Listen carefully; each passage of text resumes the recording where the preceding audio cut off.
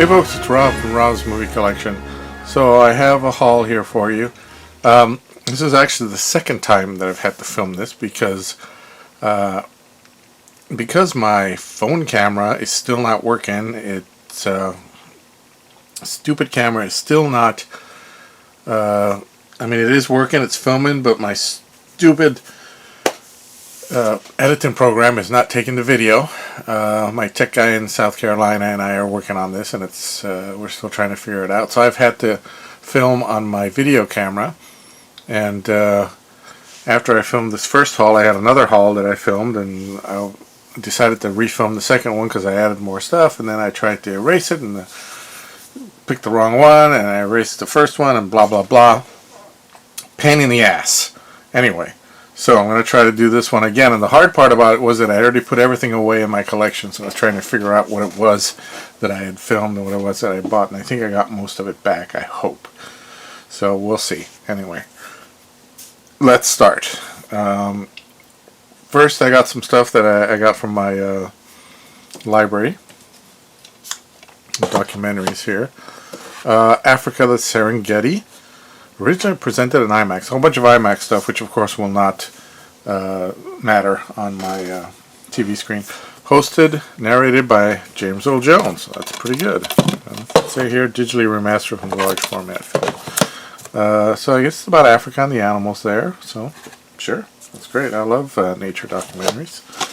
Speaking of which, we got some more here. Another IMAX one, or former IMAX one, The Secret of Life on Earth, narrated by Patrick Stewart. So, we got Patrick Stewart going there. Some of the most absorbing, minute detail cinematography ever committed to film. I'll be the judge of that. Not that I've seen all minute detail filming. IMAX Cosmic Voyage, narrated by Morgan Freeman. These are some great narrators here. Thrills audiences and delivers science like you've never seen it before. We shall see. IMAX Galapagos Island, narrated by... doesn't say. Wonder who narrates this one. Maybe it says on the back here. Wondrous and beautiful, a real family treat. Narrated by Kenneth Branagh. So wow, score again. This is great. This is amazing. These narrators are great. National Geographic, The Photographer. So I think I saw this one time. This is about the guys who take these amazing photographs. Of course, this is one of the most famous, and not the most famous, photograph of National Geographic. I think there's a whole documentary about finding that girl again, too. But I don't know who narrates this one. But yeah, this is, I think I saw it one time, and I think it's pretty good. So, narrated by Keith David. Oh, Keith David, there you go. Wow. Okay, and then I ordered, let's see, some stuff off of, no, hold on a second. No, I got some stuff off of the, from the Walmart cheap bin. There's not a lot left at Walmart, at least not my Walmart. Physical media is really dying out over here in Southern California.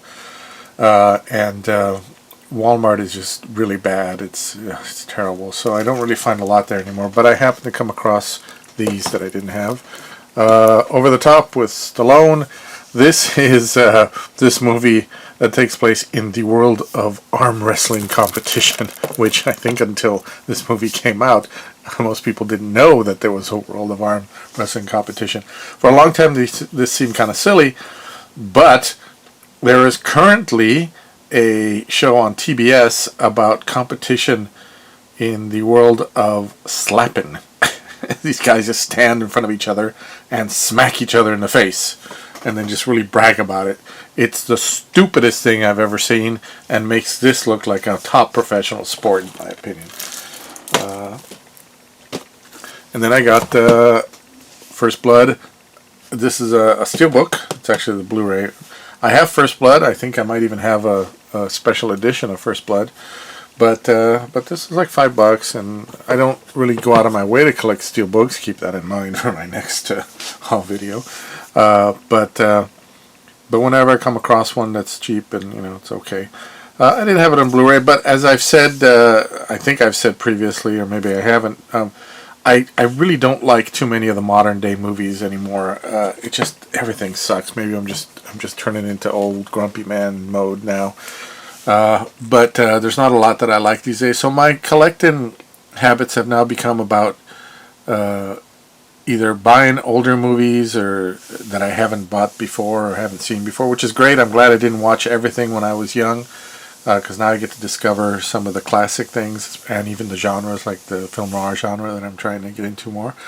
But also, the other part of it is buying extra editions of stuff that I already have. Sometimes special editions, sometimes Blu-ray. I think that's as far as I'm going to go. I'm still not going to go into 4K. But this was nice, especially for $5, so I got that one. And then I ordered some stuff from Amazon. Let's see. This movie, Career Opportunities. This is with Jennifer Connelly. This is Jennifer Connelly in her heyday. This is top Jennifer Connelly. There's a scene in here where she's, well, you know what? Look up Career Opportunities on YouTube and it'll show you the scene that I'm talking about. But anyway, it seems like a funny film. I've never actually seen the whole thing. I've seen parts of it here and there, but it's a John Hughes comedy here. Yeah, directed by John Hughes. No, directed by another guy, but written by John Hughes. So it's interesting. And then I got all of these guys here.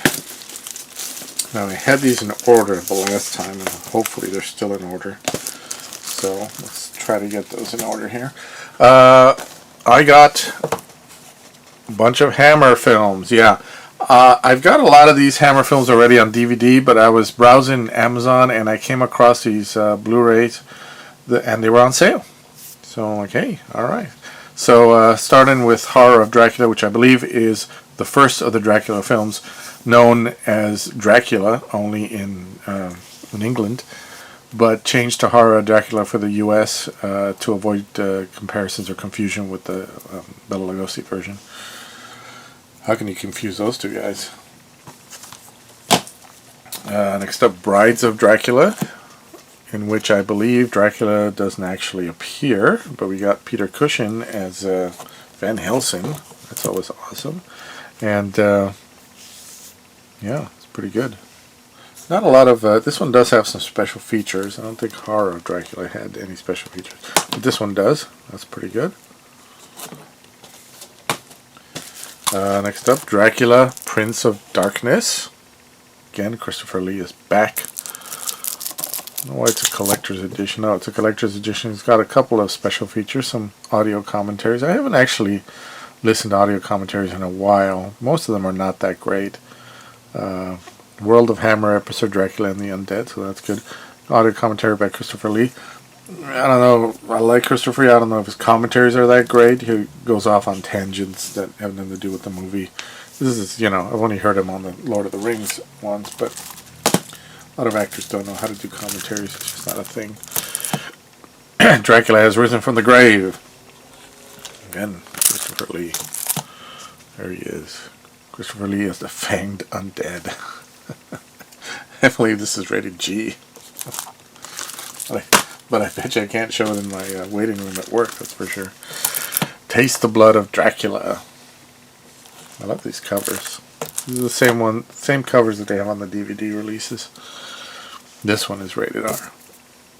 He's back in one of his finest Fang to Flesh classics. You really used to know how to sell this stuff back then.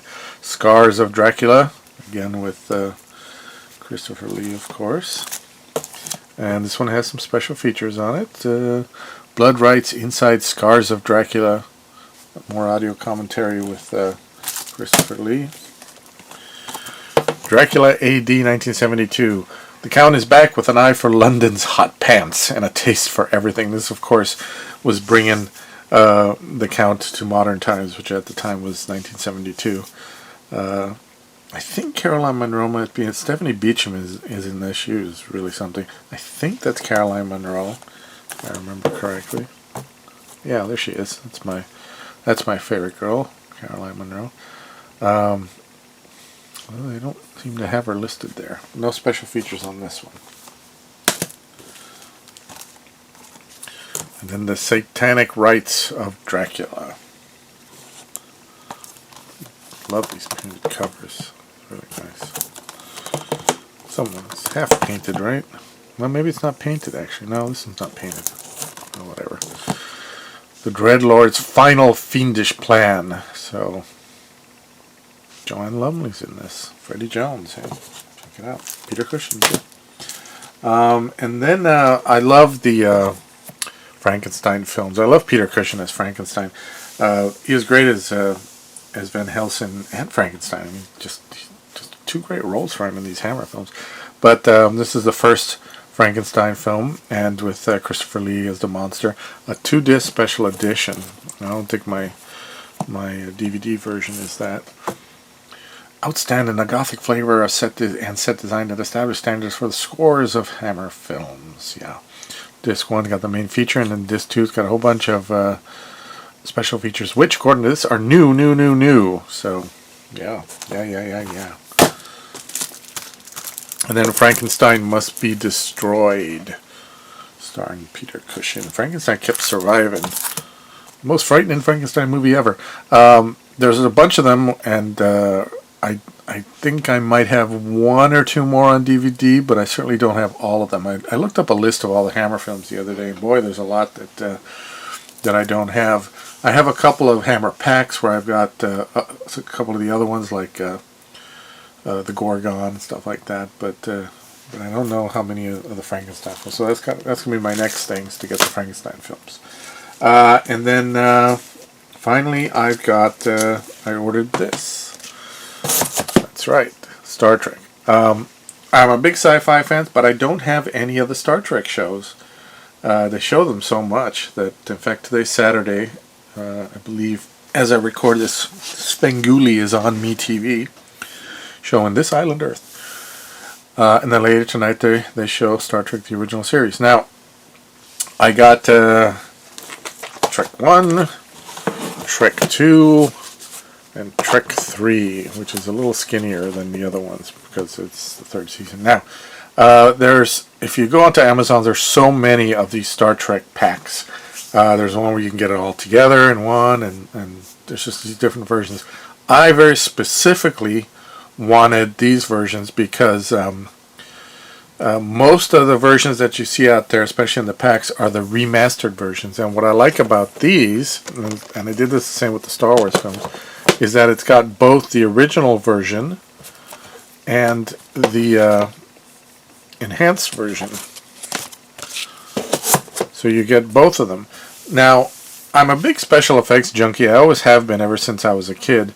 And less so now because everything is just CGI. But back in those days, boy, it was so interesting with all the different types of effects with stop motion, prosthetics, miniatures, and then a little bit of computer stuff as well. Now it's all done on the computer. It's kind of boring.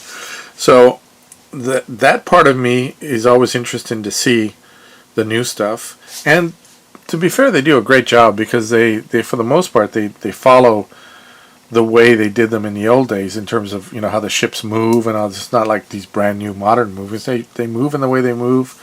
They used to move in the day, and the planets are, you know, it's all just more crisp. But I've always felt bad for the original special effects artists because I didn't think it's fair to do this to them.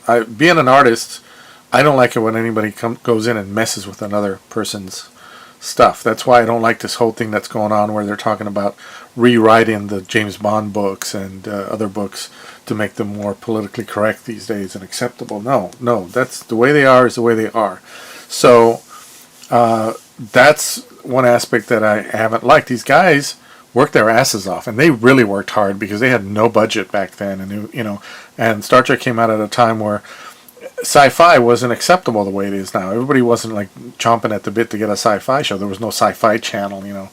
To get a science fiction show on the air back in those days, that was an achievement.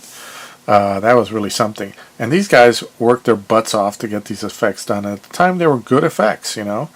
A lot of people, especially younger people, they're so snooty about, oh, that effect has not aged well, and oh, I can't watch it with those effects. You know what? Screw you. You're so arrogant about that. I mean, of course an effect is not going to hold up 50 years later. 50 years from now, the grand avatar that you're watching in the movies that's so successful these days is going to look like crap to the next generation, okay? That doesn't mean it's a bad special effects, and neither were these. For the time, they were good special effects. They still work. Yeah, sure, they could go in with computers and clean it up, but they didn't have to completely change them. So I at least wanted to have evidence, and I'm glad they released these, of the original one. How those guys really worked at it, and to appreciate what they did back in those days. And you don't see this a lot. Most of them have, like I said, the enhanced one. The same with the Star Wars thing. Most of them are the special edition. I looked around a lot for that brief period when they released those discs where they had both versions, the original version and the new special edition on there. And I've actually bought a couple of copies of the same one. So that's good. But anyway, yeah, I wanted to do this one. I wanted to get this one and make sure. So having said that, yeah, I can enjoy. It's got some special features here. It does have this neat little feature where you can toggle back and forth from the enhanced version to the original version, so that's cool. The only thing I've discovered that I don't like about them is that it doesn't have at least not that I've seen or found, maybe I haven't found it, but it doesn't have a play all feature. Most of the time with TV shows, each disc will have 4 or 5 episodes, and you can either play them one at a time or you can hit play all and it'll just play all of them that's on the disc. I need that because I had intended to show this in my waiting room at work, because my clients wait a lot to get into the office, and I show movies and TV shows. And normally when I put in a TV show, I just hit play all and we're good for a couple of hours. So I'm disappointed that it doesn't have that, because I can't be running in there every 45 minutes or 50 minutes to put on the next and all that. So I'm pretty disappointed that I can't show it at work. But then again, these kids get so bored, and even the parents, who are really, to me, kids, have no attention span. So maybe it's just as well. Okay. So there you go. That's the haul for this one. I do have another one, but I'm going to separate that one. I've actually got 2 more because I bought some stuff at WonderCon. I did go to WonderCon, 3 weeks ago now, and I was hoping to do a video of that, but I don't know if I will. Maybe. I don't know. It's so after the fact at this point, and there are so many good videos out there that who cares. But we'll see. But the haul videos I will try to make. And I've got another movie one, DVD one, or Blu-rays, whatever, and a WonderCon one. So, okay, that's it for this one, and I will see you guys next time. Keep going boldly where no man has gone before.